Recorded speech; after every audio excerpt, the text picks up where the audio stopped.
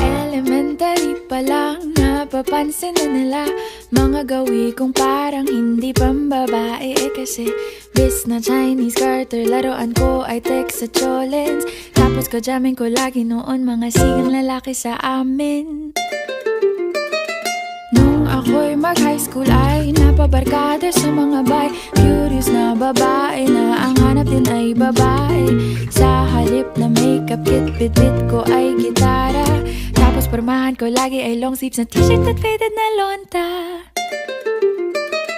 Pero nung makilala kita, nagbagong bigla ang aking timpla. Natutuwa ko na magpariband at mag-ahit ng kilay at least once a month. Hindi ko alam kung anong meron ka na sa akin ay nagpalambot ng bigla. Sinong mag-aakalang lalaki pala ang bibiyag sa tulad kong tigreng gala.